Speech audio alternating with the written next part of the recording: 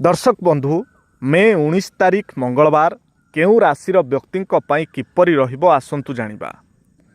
मेष आज आपणक पई एक सकारात्मक दिन रहिबो। कर्मक्षेत्र में नूतन सुजोग मिल पारे। परिवार रे हस खुशीर वातावरण रहिबो किंतु क्रोध उपरे नियंत्रण रखंतु। वृष अटकी रहितबा कार्य सफलतार सह संपूर्ण हेबो। आर्थिक स्थिति रे सुधार आसिबो। स्वास्थ्य प्रति सचेतन रुहंतु एवं बाहर खाद्यरु दूरे रुहंतु। मिथुन आज आपण नूतन योजना करिबारे व्यस्त रहिबे। व्यवसाय रे लाभ हेबार संभावना अछि।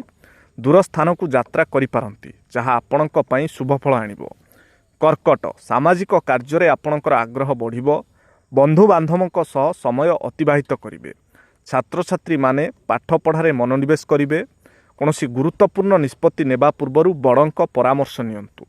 सिंह आत्मविश्वास वृद्धि पाइबो। कर्मक्षेत्र में सहकर्मी सहयोग मिलिबो। प्रेम संपर्क में मधुरता आसिबो। निजर बाणी उपरे संयम रक्षा करंतु।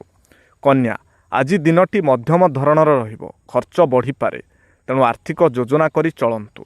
कोनोसी पुराना समस्या देखा देई पारे किंतु धैर्यर सह तार समाधान करंतु। तुला आपणक पई दिनटी बहुत भल। नूतन बंधुता स्थापन हेबो। घर को अतिथिक आगमन होई पारे। व्यवसायीक पई आज अतिरिक्त लाभर दिन। बिच्छा शारीरिक और मानसिक स्तर में आपण सुस्थ अनुभव करेंगे। कर्मक्षेत्र में उच्चपदस्थ अधिकारी प्रशंसा पाइबे। पारिवारिक समस्यार समाधान हेबो। धनु भाग्य आपणक सह अछि। धार्मिक कार्य मन लागिबो। कोनोसी सुसंवाद शुणिबाकू पाई पारंती। निजर परिश्रमर फल शीघ्र मिलिबो।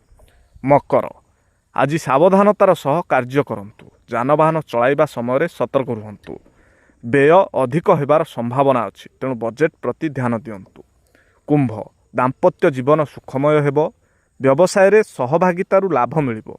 आज आपण कोनोसी कलात्मक कार्य रे समय बिताई पारंती। मीन शत्रु माने पराजित हेबे। कोर्ट कचेरी मामला रे सफलता मिली पारे। स्वास्थ्य अवस्था रे सामान्य परिवर्तन देखा देई पारे तेणु विश्राम नियंतु।